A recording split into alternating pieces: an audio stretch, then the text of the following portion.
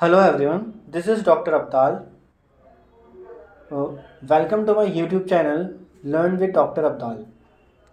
आज हम previous year question paper discuss करने जा रहे हैं for the course math puzzles and games and program is BCA and this is from the July August 2024 summer term examination. This is also end term examination and it is from Belgodia's University. Start करते हैं. तो सबसे पहला question इसमें क्या है, define intersection and union of two sets and also represent these by Venn diagram. So let A and B B two sets. ठीक है. उसका हम इंटरसेक्शन डिफाइन कैसे करेंगे. A इंटरसेक्शन B क्या होगा, इसमें वो सारे एलिमेंट्स आएंगे X such that X belong to A and X belong to B. मतलब X और A और B दोनों में बिलोंग करें तो इतनी डेफिनेशन इनफ है. और A यूनियन B क्या होगा, इसमें X आएंगे वो सारे X या तो X A से आए और X बिलोंग टू B.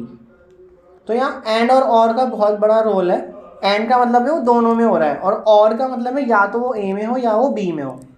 अब उसको हमें वेन डायग्राम से भी दिखाना है. तो कोई सेट ले लेते हैं. सो let A is equal to 1 2 3 4 5 and B is equal to 3 4 5 6 7. So A intersection B बनाते हैं वेन डायग्राम से. ठीक है. ये आ गया आपका 1 2. ये सेट A है आपका A और ये है B. अब 3 4 5 दोनों में कॉमन है तो आपको उनको कॉमन में रखना पड़ेगा एंड 6 7 उसका अलग अलग है. तो ये आपका जो इंटरसेक्शन वाला एरिया है, ये वाला एरिया लाइक अगर आप इसमें ये वाला एरिया देखोगे बस, तो this is the A intersection B. और A यूनियन B में क्या आएगा, वो पूरा एरिया आएगा. मीन्स A इंटरसेक्शन B में ये पूरा एरिया आएगा. ठीक है. दिस ग्रीन पार्ट इज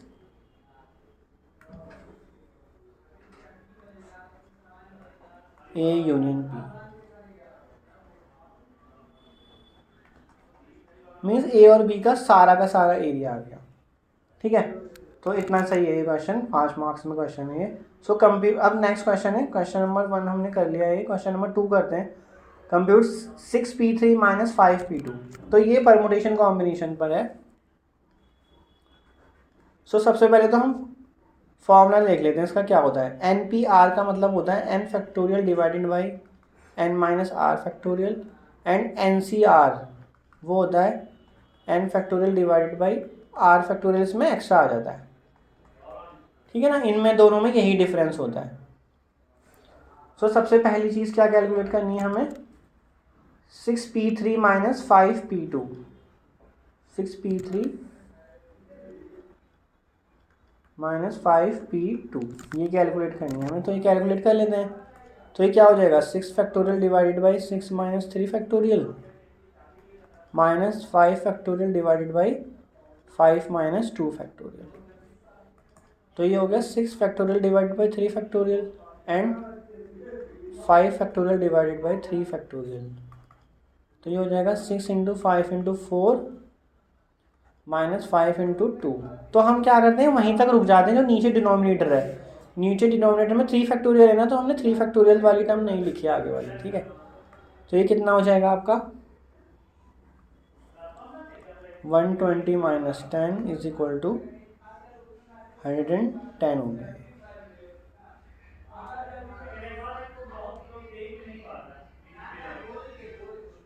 ओहो, इसमें गलती हो गई है. ये 5 इंटू 4 आएगा यहाँ पे.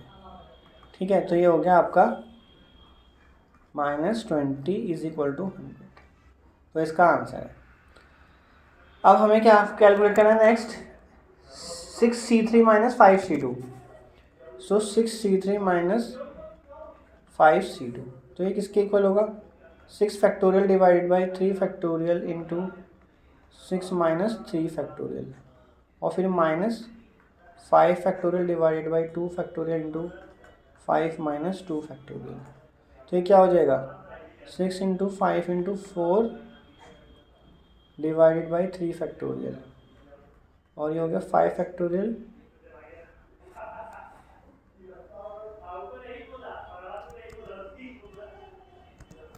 Five into 4 divided by 2 factorial.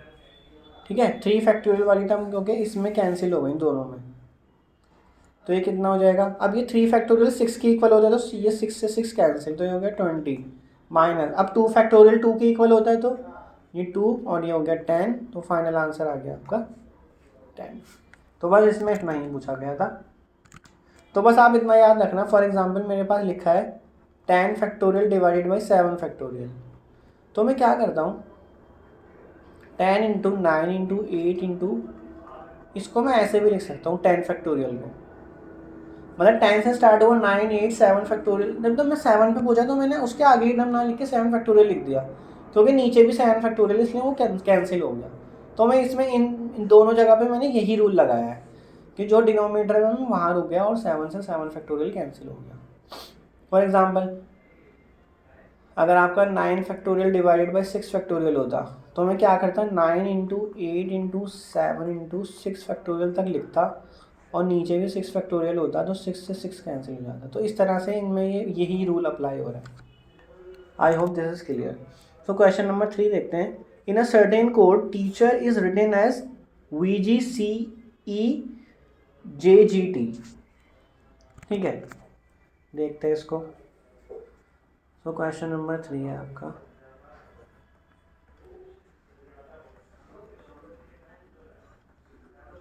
So teacher किसके इक्वल है, VGCEJ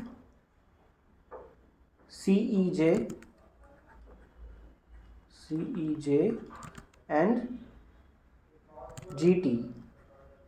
तो आपको फाइंड क्या करना है, चिल्ड्रन को फाइंड करना है, चिल्ड्रन। ठीक है,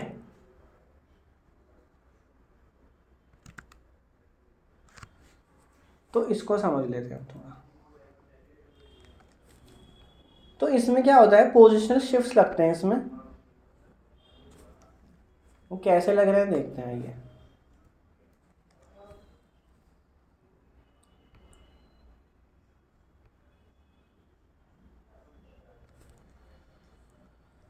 सो हमें देखना है टी जो है वो वी के इक्वल हो रहा है इसमें, अगर आप देखो तो उसको थोड़ा फिगर से समझ लेते हैं।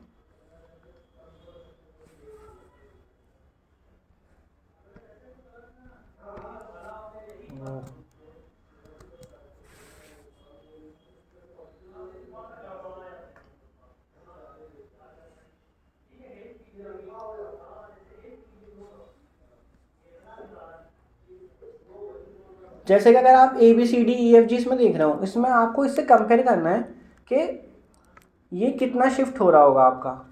फॉर एग्जांपल इसमें क्या था,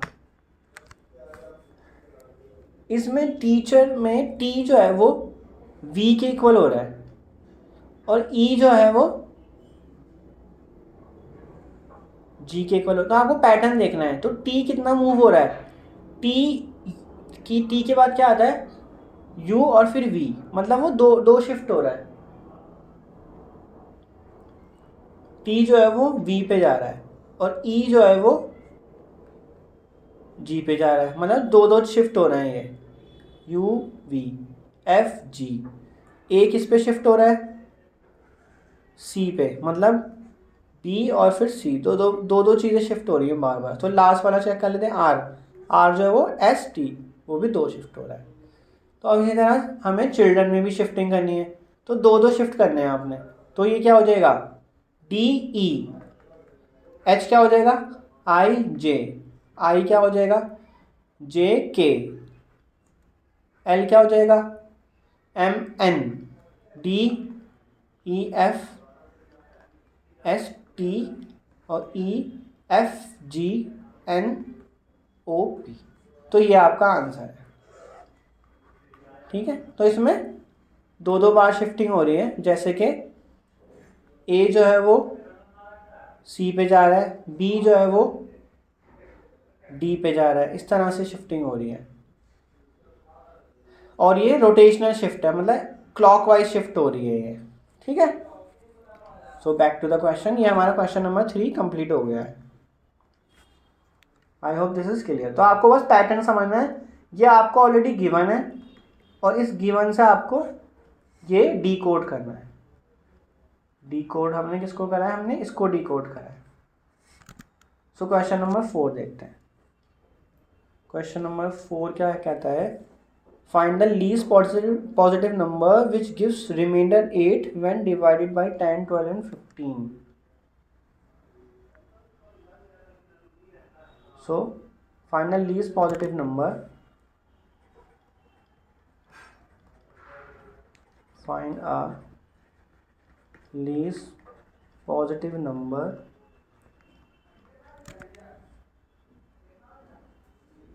which gives remainder 8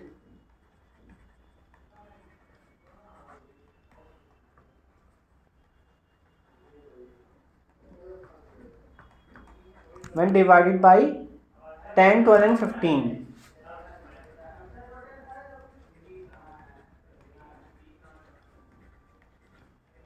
ten, 12 and 15.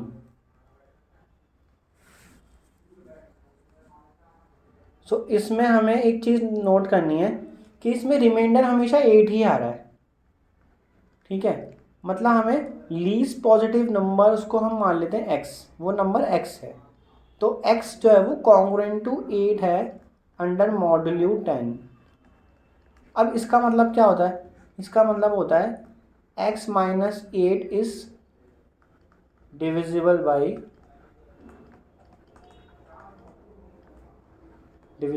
10। मतलब जब आप x माइनस 8 को 10 से डिवाइड करोगे तो कंप्लीटली डिवाइड हो जाएगा। फिर सिमिलरली x कॉन्ग्रुएंट टू 8 है मॉड्यूलो 12। हमें 3 नंबर दे रखे हैं 10, 12 एंड 15। मतलब जब आप x को इन 3 नंबरों से डिवाइड करें तो आपको रिमाइंडर 8 मिल रहा है, मॉड्यूलो 15। तो जहाँ ये लिखे होते हैं ना इधर, ये इसको बोलते हैं रिमाइंडर।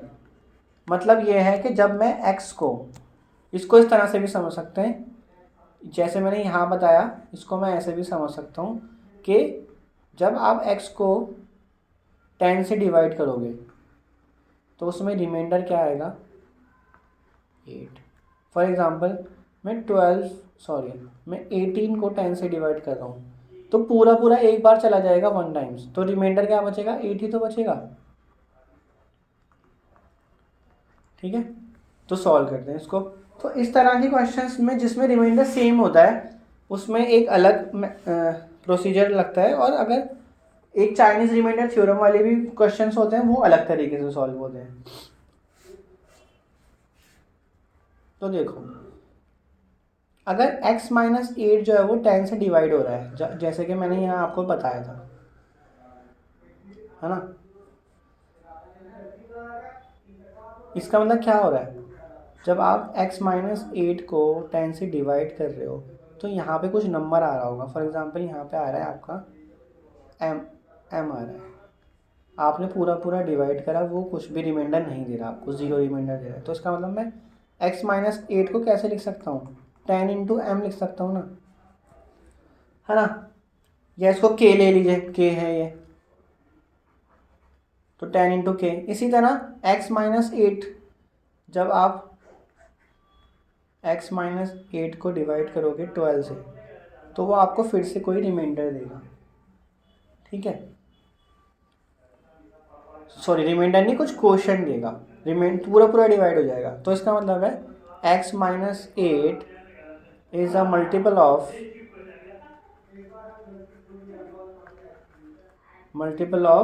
All 10, 12 and 15। वो मल्टीपल ही तो हुआ।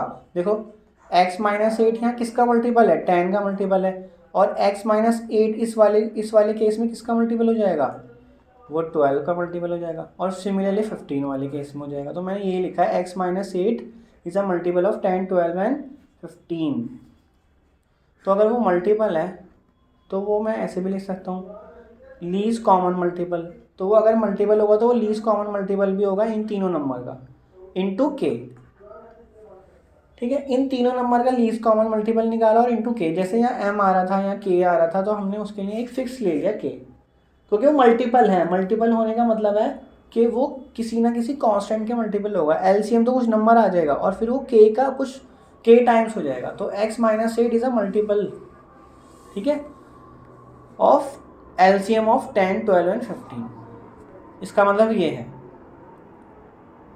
तो हम निकालते हैं एलसीएम किसका, 10, 12 एंड 15 का।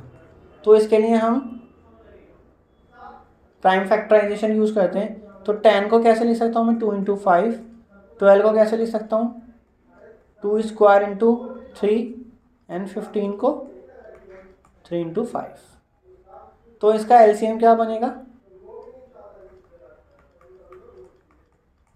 वो बन जाएगा आपका, जो भी हाईएस्ट पावर से वो उठा लोगे आप। 2 की हाईएस्ट पावर है 2, 3 की हाईएस्ट पावर है 1 और 5 की हाईएस्ट पावर है 1। कहाँ से उठाई है मैंने, यहाँ से उठाई है। तो ये कितना हो जाएगा, 4 इंटू 3 इंटू 5, कितना हो गया ये, 60। ठीक है, तो इसका मतलब मुझे कहाँ पुट करना है, ये मुझे ये 1 में पुट करना है। So put 2 in 1।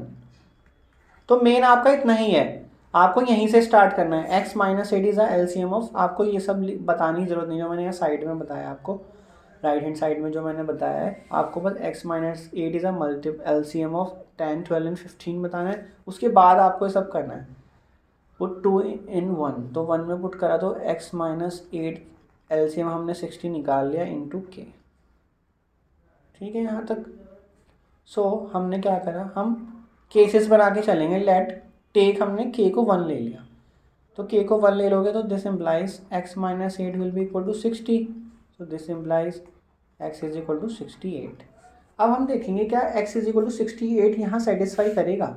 जो हमने ये सब निकाला है यहाँ पे, जो हमने ये यहाँ पे, इसको हम स्टार बोल देते हैं, इस पूरी सिस्टम को, ये 3 सिस्टम है ना, इसको हम स्टार बोल देते हैं। तो हमें यहाँ पे x को 68 रख के चेक करना है क्या ये वेरीफाई हो रहा है। तो x 68 कॉन्ग्रुएंट टू 8 मॉडलो 10, क्या ये इसके इक्वल है।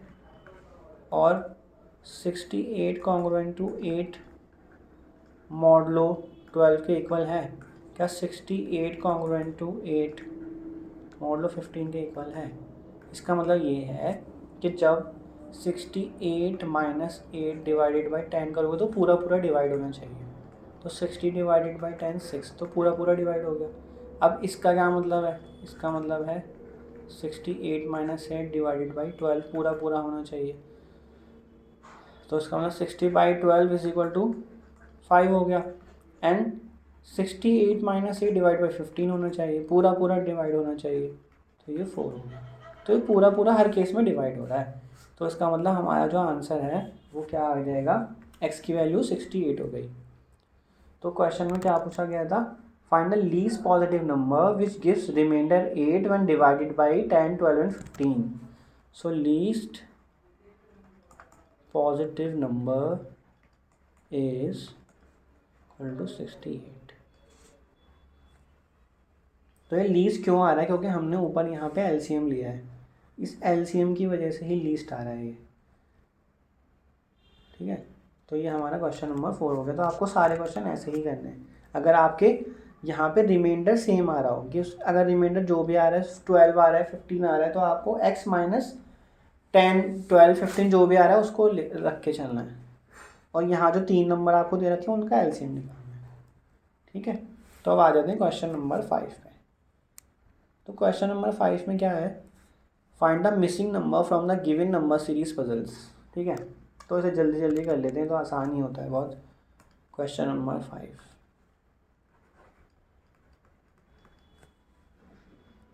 तो क्वेश्चन नंबर 5 में फर्स्ट पार्ट क्या है, 1 3 7 15 31, 1 3 7 15 31। अब आपको इसमें पैटर्न देखना है। तो देखो इसमें क्या पैटर्न है, 1 जो है वो 2⁻1 - 1 के इक्वल है, 3 जो है वो 2⁻2 - 1 के इक्वल है ना।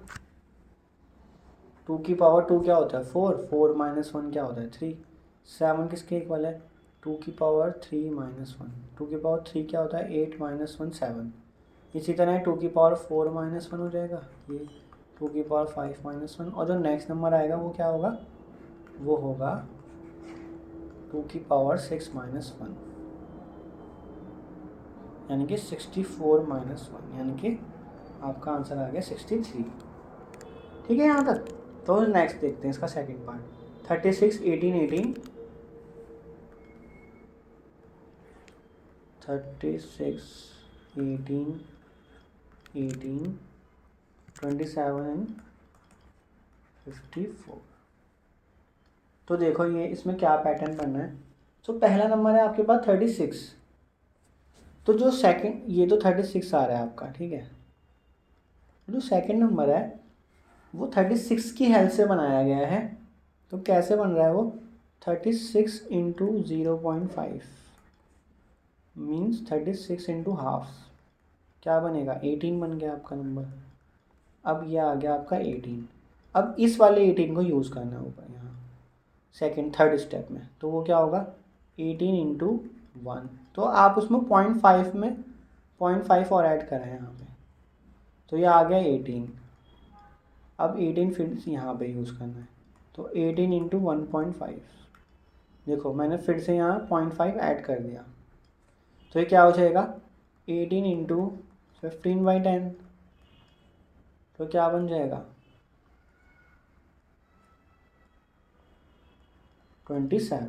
तो 20 देखो आप ऊपर देखोगे ना तो ये आ भी रहा है, 36 आ रहा है, फिर 18 आ रहा है, फिर यहाँ 18 आ रहा है देखो, फिर यहाँ 27 भी आ गया। तो आपका पैटर्न जो है वो बिल्कुल सही चल रहा है इसका मतलब।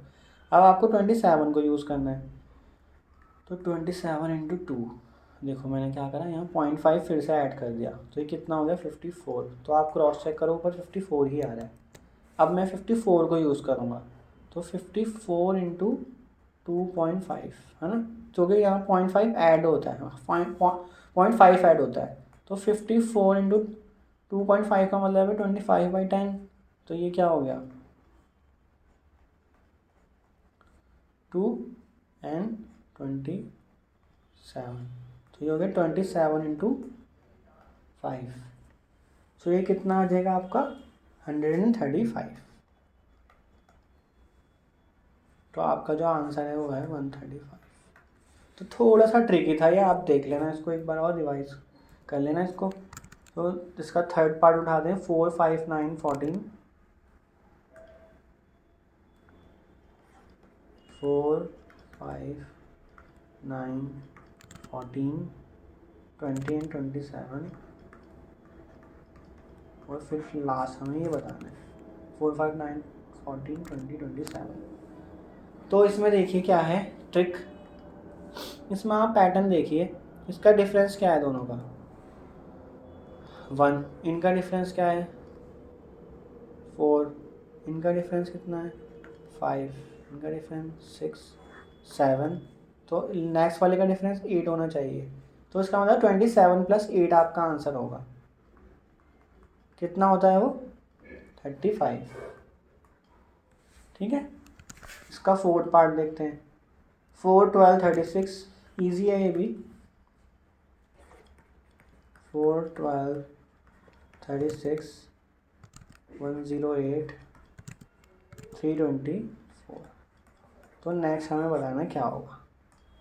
तो देखो ये कैसे बन रहा है, 4 इंटू 3 करके बन रहा है, 12 इंटू 3, 36 इंटू 3, 108 इंटू 3। तो नेक्स्ट नंबर क्या होगा 324 इंटू 3, तो क्या बनेगा वो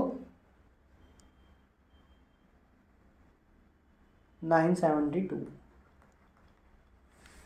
ठीक है, फिफ्थ पार्ट देख लेंगे, 1827,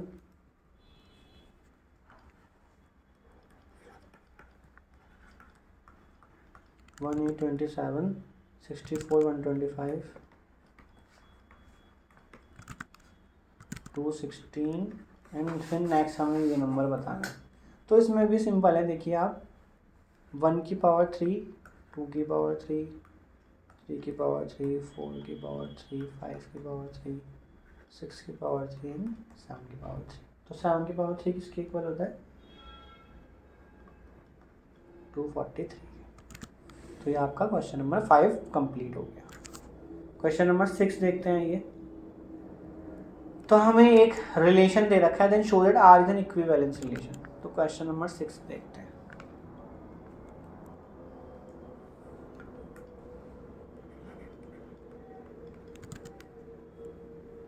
तो क्वेश्चन नंबर 6 में आर क्या दे रखा है ये लिख लेते हैं हम पूरा, वहीं से हमें अपना रिफ्लेक्सिव, सिमेट्रिक और ट्रांजिटिव बताना पड़ेगा।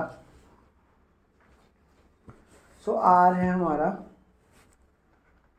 1 1 2 2 3 3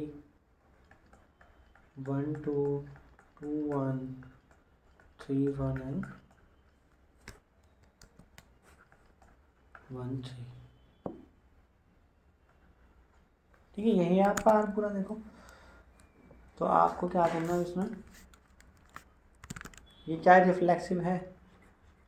रिफ्लेक्सिव का मतलब क्या होता है? हर एक एलिमेंट अपने से रिलेटेड होना चाहिए। अगर इसमें 1 2 3 यूज़ हो रहा है तो हमें बस 1 2 और 3 को ही चेक करना है क्या वो आपस में रिलेटेड हैं। तो देखो यहाँ पे दिख रहा है साफ 1 1 से रिलेटेड है, 2 2 से रिलेटेड है और 3 3 से रिलेटेड है। अब 1 2 3 के अलावा तो कोई नंबर नहीं है ना, तो हैंस ये रिफ्लेक्सिव है।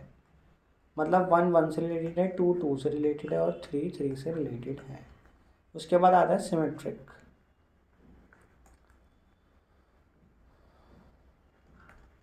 सिमेट्रिक का मतलब क्या होता है? अगर ए बी से रिलेटेड है तो this must imply that B is related to A. तो देखो अगर 1 2 से रिलेटेड है तो 2 1 से भी तो रिलेटेड है ना। तो 1 2 से रिलेटेड है तो ये इम्प्लाई कर रहा है कि 2 1 से भी रिलेटेड है। अब 3 1 से रिलेटेड है तो 1 3 से भी रिलेटेड है ना। So 1 is related to 3 imply 3 related to 1। तो ये सिमेट्रिक हो गया। ट्रांजिटिव, तो ट्रांजिटिव में देखिए क्या होता है ये, अगर ए बी से रिलेटेड है एंड बी सी से रिलेटेड है, so this must imply that A is related to C. तो इसमें कुछ पेयर्स देख लेते हैं चेक करके। फॉर एग्जांपल आप ये देखो 1 2 और 2 1 को देखो। तो 1 2 का मतलब है कि 1 इज रिलेटेड टू 2 एंड 2 1 का मतलब है दैट 2 इज रिलेटेड टू 1। तो इसका मतलब क्या होना चाहिए? ये आपका ए हो गया, ये बी हो गया, फिर ये बी दोबारा और ये सी हो गया। इसका ए रिलेटेड टू सी होना चाहिए अकॉर्डिंग टू दिस। इसका मतलब 1 रिलेटेड टू 1 होना चाहिए। क्या 1 रिलेटेड टू 1 है? तो हमारे पास ये देखो यहाँ पे 1 रिलेटेड टू 1 दे रखा है। तो 1 कॉमा 1 का मतलब है दैट 1 इज रिलेटेड टू 1। ठीक है, ये हमने एक ही पेयर चेक करा है अभी। इसी तरह हम और भी चेक कर सकते हैं। फॉर एग्जाम्पल 3 1, इसका मतलब 3 रिलेटेड टू 1 है, और 1 3 इसका मतलब है 1 रिलेटेड टू 3 है। तो यहाँ से क्या आना चाहिए? इसका फर्स्ट वाला और इसका लास्ट वाला रिलेटेड होना चाहिए। मतलब क्या 3 3 से रिलेटेड है? ये इम्प्लाई कर रहा है ऐसा। तो देखो ये वाला 3 3 से रिलेटेड है। तो क्योंकि हमें ये एलिमेंट दे रखा है आर में, तो इसका मतलब है 3 3 से रिलेटेड है। इस तरह आप और भी पेयर चेक कर सकते हो। तो ये क्लियरली ट्रांजिटिव भी होगा। फॉर एग्जाम्पल अगर मैं कोई और सा पेयर उठाऊँ, मैं उठा लेता हूँ 3 1 और 1 2। ठीक है, देख लेते हैं क्या कहता है ये 3 1 and 1 2।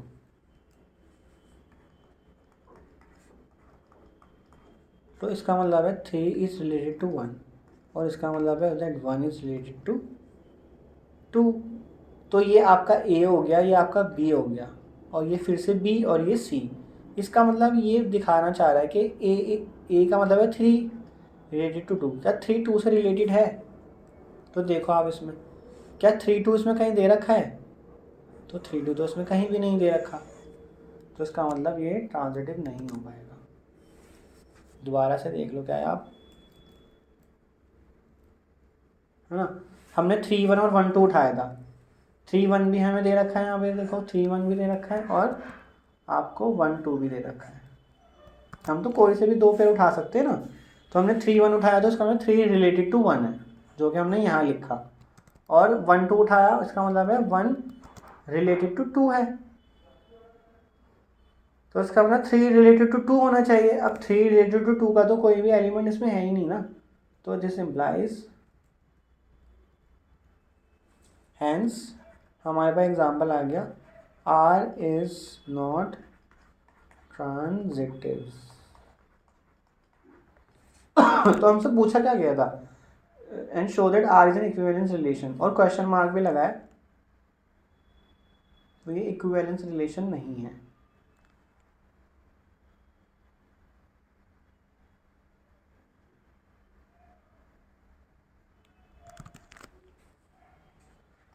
This implies R is not an equivalence relation. So next question करते हैं। So क्वेश्चन नंबर 6 तक हो गया, अब हमें क्वेश्चन नंबर 7 करना है। How many divisor does 7200 have. तो करते हैं इसको क्वेश्चन नंबर 7।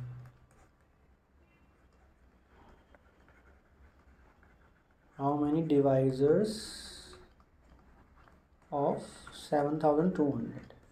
तो उसका करने का ईजीएस्ट तरीका क्या है, 7200 को आप दो पार्ट्स में ब्रेक कर सकते हो, 70 to 200। अब 72 को फैक्टर करो, क्या बनेगा ये, इस तरह से करते हैं फैक्टर,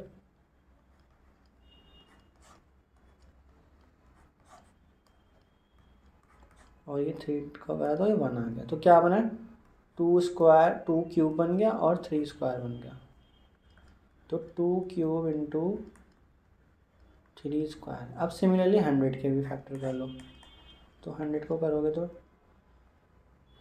2 से करा, फिर 2 से करा तो डिवाइड हो गया 25 आया, फिर 5 से करा तो फिर डिवाइड हो गया 5 आया, और फिर 5 से डिवाइड करा तो 1 आ गया, तो हो गया ये 2 का स्क्वायर इंटू 5 का स्क्वायर। तो फाइनल क्या बनेगा, ये 2 की पावर कितनी बन गई है, 5, 3 स्क्वायर टू 5 स्क्वायर, ये बनेगा।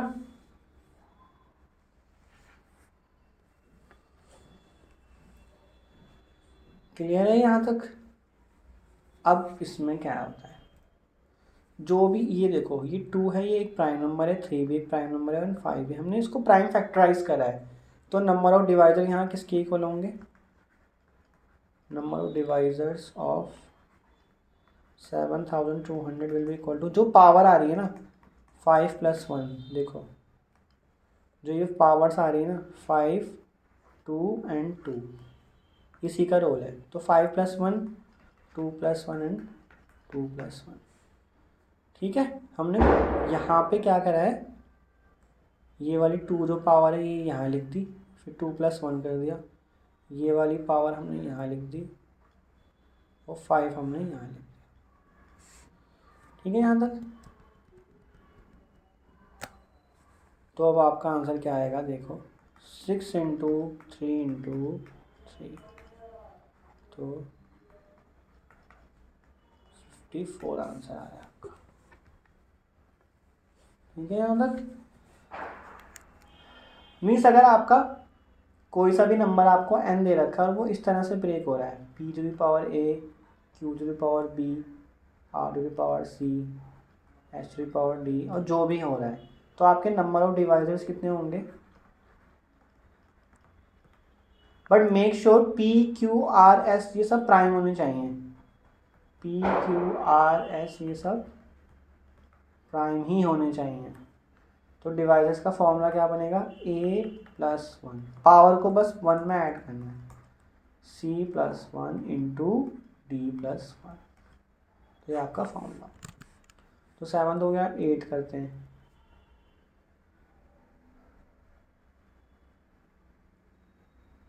तो ये थोड़े बड़े बड़े क्वेश्चंस हैं, इनको फिर हम नेक्स्ट वीडियो में करेंगे। आज के लिए इतना ही रखते हैं, फिर मिलते हैं नेक्स्ट वीडियो में। So thank you so much. और अगर आपको मेरे कंटेंट और वीडियो पसंद आ रहे हैं तो प्लीज़ मेरे चैनल को लाइक शेयर एंड सब्सक्राइब ज़रूर करें। इससे मुझे मोटिवेशन मिलता है कि मैं आगे आपके लिए और भी कंटेंट और वीडियोज़ बनाता रहूँ। तो थैंक यू सो मच, फिर मिलते हैं नेक्स्ट वीडियो में।